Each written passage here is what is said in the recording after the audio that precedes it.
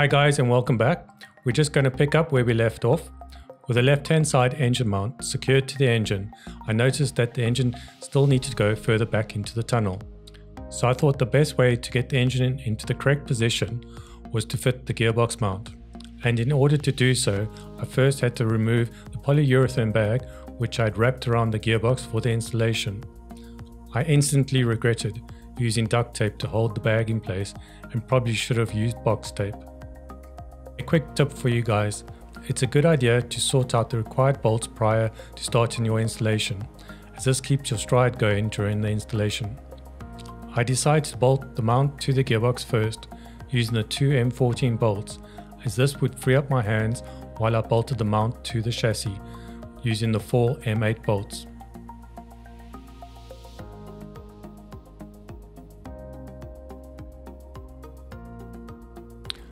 You will notice I inserted the M8 bolts through the chassis from the top. This is a requirement for the IVA test. This is so that the tester can see the bolts passing through the nylon on the nuts from underneath.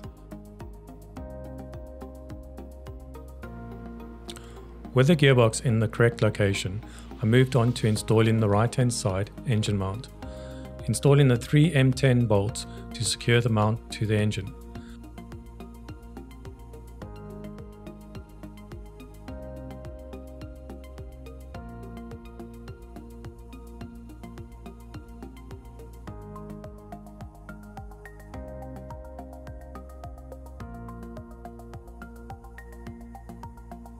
I then installed the Imperial 3/8 bolt which goes into the rubber mount.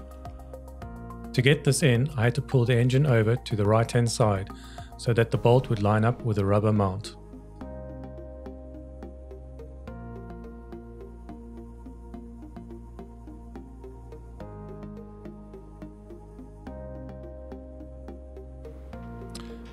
It was then back over to the left hand side, and I soon found that the Imperial bolt wasn't lining up with the rubber mount. No matter what I tried, I could not pull the engine over enough to make these holes line up. In the end, I removed one of the bolts holding the rubber mount to the chassis to see how much out of alignment these holes were. After reaching out to the community on Black Chat, I got a few pointers, and if we quickly refer back to the assembly guide, they say when fitting the engine rubbers and mounts, fit as loosely as possible so you can wiggle things to get bolts in. And on the following page, they do show the Imperial 3/8 bolt installed prior to installing the engine mounts. Personally, I do think they could have illustrated this a lot better. Like step 1, install the Imperial bolt. Step 2, bolt the rubber mounts to the chassis. Step 3, bolt the mount to the engine and tighten the bolts up in tandem. So the solution was to slacken off the M10 bolts holding the mount to the engine on both sides. This would allow me to pull the mounts further outwards and effectively expanding their reach.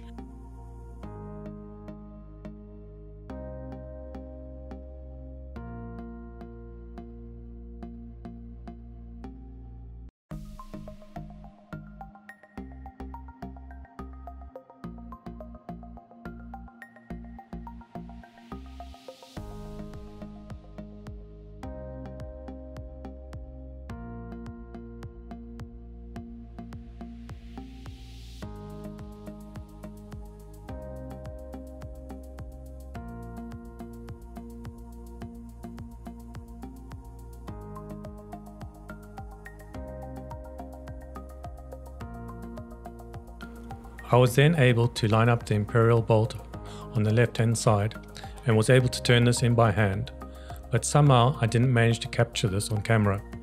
I then proceeded to tighten the 2 M8 bolts which hold the rubber mount to the chassis. Just to prove that the Imperial bolt is in fact in, watch the head of it as I fasten the bolts up for the rubber mount. You'll notice the head of the Imperial bolt moves closer to the side skin as the bolts are tightened.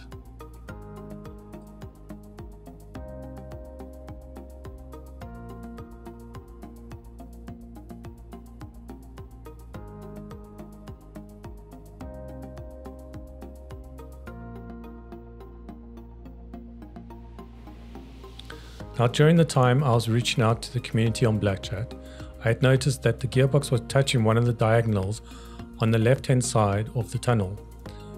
And although there is plenty of space on the right-hand side, there is very little movement for adjustments between the gearbox and the gearbox mount. So before I tighten up the engine mounts, I wanted to see if I could get the gearbox to move a bit more over to the right-hand side. I started off by tightening the 4 M8 bolts which hold the gearbox mount to the chassis. And while space was tight, I decided to use the smallest Allen key I had. While doing so, I noticed there are 4 additional holes in the chassis. Presumably these are for the 6-speed gearbox, which made me think, why didn't Caterham just tap these holes, as it would have made life a lot easier if we could install these bolts from underneath with some Loctite.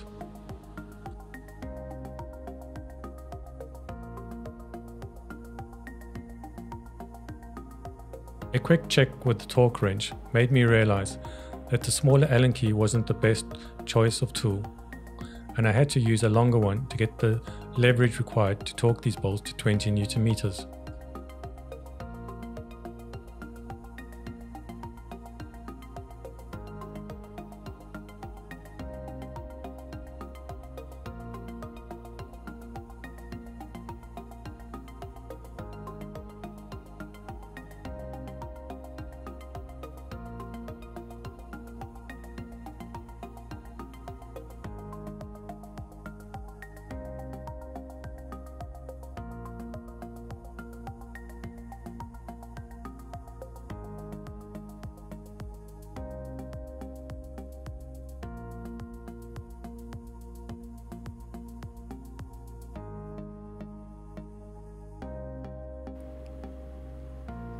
Now with the 2 M14 bolts in place, I could gauge how much play I had to work with.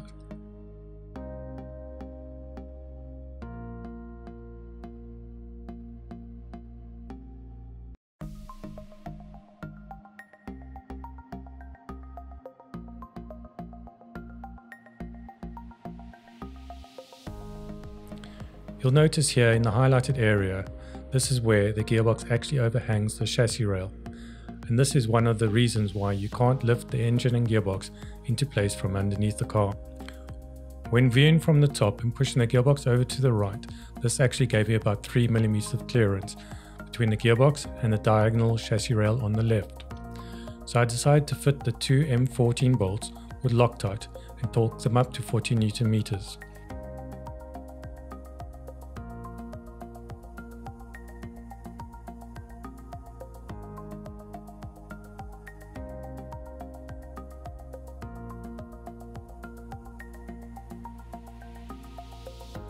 While using the handle of a small wooden hammer as leverage to push the gearbox over to the right hand side.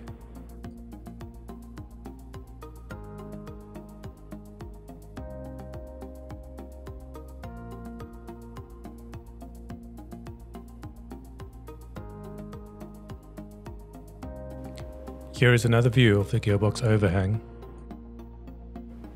And looking from the top again, you can see the clearance is about 2 mm now. I don't think this will cause an issue, as the gearbox mount is solid and therefore shouldn't flex. Now all I had to do was tighten the bolts for the engine mounts, starting on the right hand side, only because it had 3 bolts as opposed to 4 on the other side, and I didn't want to overstress the threads in the aluminium block when doing them up. These were all torqued to 34 Newton meters.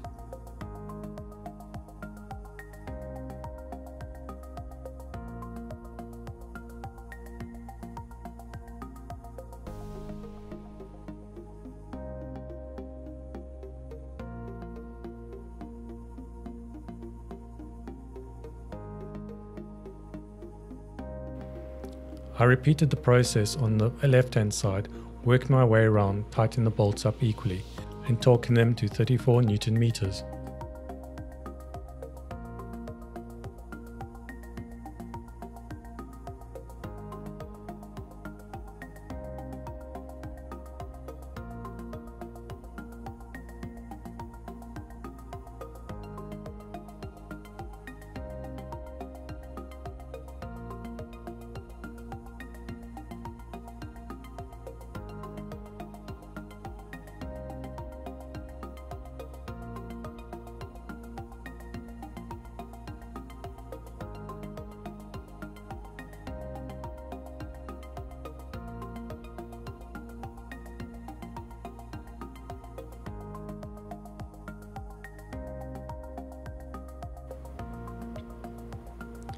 The final step was to torque the two imperial bolts which go into the rubber engine mounts to 41 Newton meters.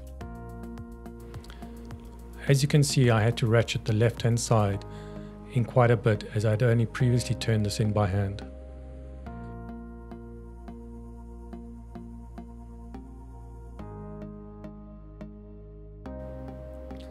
Another quick look at the clearance between the gearbox and the diagonal in the tunnel.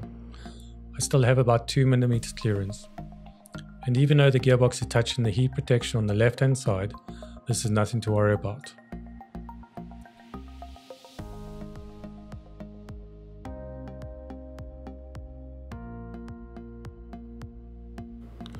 One last thing I wanted to point out was this recess that Caterham has added to the passenger footwell to accommodate the extra width of the gearbox, which, to be honest, I hadn't noticed at first and was concerned about the gearbox touching the aluminium panel of the tunnel. So guys, that's it for this episode. I do think if I'd known about the bolt order, I could have done this all in one afternoon. Like most of you, this is a learning process for me too. Thanks for watching, and join me next time where I do an episode of something that they don't cover in the assembly guide. Till then,